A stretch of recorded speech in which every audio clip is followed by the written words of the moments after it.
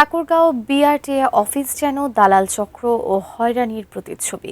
নির্ধারিত প্রক্রিয়ায় আবেদন করলেও বিভিন্ন অজুহাতে হয় বিলম্ব। এতে বাধ্য হয়ে দালালের শরণাপন্ন হতে হচ্ছে সেবা প্রত্যাশীদের। আরও বিস্তারিত জানাতে বিআরটিএ অফিসের সামনে থেকে যুক্ত হচ্ছেন প্রতিনিধি এম এ সামাদ। সামাদ, বিআরটিতে আসলে সশরীরে কিংবা অনলাইনের মাধ্যমেই কিন্তু বেশিরভাগ কার্যক্রমগুলো হয়ে যায়, কিন্তু এর পরেও কেন দালাল চক্রের খপ্পরে পড়ছেন ভোক্তারা এবং এ বিষয়ে কর্তৃপক্ষ কি বলছেন?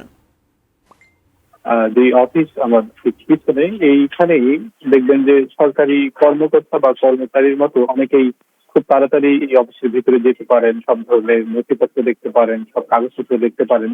তাদেরকে আপাত দৃষ্টিতে অর্থাৎ সাধারণ সেবা প্রত্যাশী দৃষ্টিতে তাদের মনে হতে পারে যে এই প্রতিষ্ঠানে কোনো বড় কোনো কর্মকর্তা অথবা কর্মচারী তারা, কিন্তু বাস্তবতা ভিন্ন। যখন একজন সেবা প্রত্যাশী তাদের দেখেন যে এই প্রতিষ্ঠানেরই তাদের চোখে কোনো কর্মকর্তা বা তারা কর্মচারী, কিন্তু আসলে তারা কেউই নাই।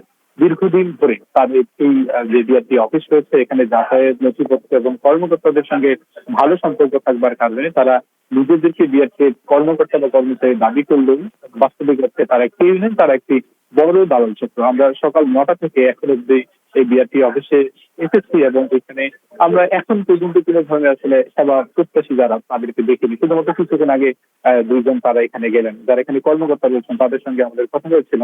তারা বলছেন যে এখন অনলাইনে হবার কারণে তাদের আর যে ভিড় এই ভিড়টা হচ্ছে না, তবে বাস্তবতা একেবারে ভিন্ন। আমার ঠিক এই বিআরটি অফিসের ঠিক পাশে অর্থাৎ একটুখানি পাশেই একটি কম্পিউটারের দোকান রয়েছে, সেখানে যে জমজমাট রয়েছে যারা সবকিছু যারা দালাল চক্র তারা এবং যারা এখানে সেবা গ্রহণের জন্য আসেন তাদেরকে সেই কম্পিউটারের দোকানে পাঠিয়ে দেওয়া হয় এবং সেই বলয়ের মধ্যে বেশ কয়েকজন দালাল চক্রের সদস্য যারা আছে যারা তাদেরকে নানাভাবে বুঝিয়ে তাদেরকে লাইসেন্স দেবার কথা বলে তাদের বড় অঙ্কের একটা টাকা হাতিয়ে নেয়। এর আগেও আমরা দেখেছি নানাভাবে এখানে যারা দালাল চক্র তারা সক্রিয় দালাল চক্র এবং এখানে কর্মকর্তা কর্মচারীরা সবাই জানে যে বেশ কয়েকজন দালাল চক্র তারা এখানে প্রকাশ্যে দালালটা করছেন এবং মোটা অঙ্কের অর্থের বিনিময়ে তারা যে সেবাটা যারা যোগ্য না তাদেরকে সেবাটা প্রদান করছেন।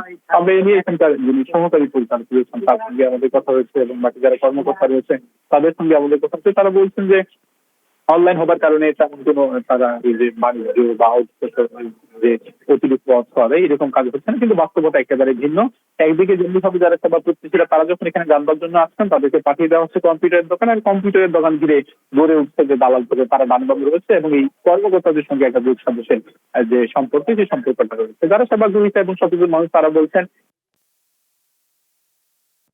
অন্য দিক দিয়ে সরকারি প্রতিষ্ঠানের প্রতি যে আস্থা সেই আস্থা নষ্ট হচ্ছে। জনগণে স্বস্তি ফেরাতে দ্রুত সময়ের মধ্যে এই সড়ক পরিবহন আরো বেশি সচেতন হবে এবং ঘুষ এবং দালাল চক্রকে গুরুত্ব দিবেন এমনটা চেষ্টা করছেন সেবা প্রত্যাশী সুজানা।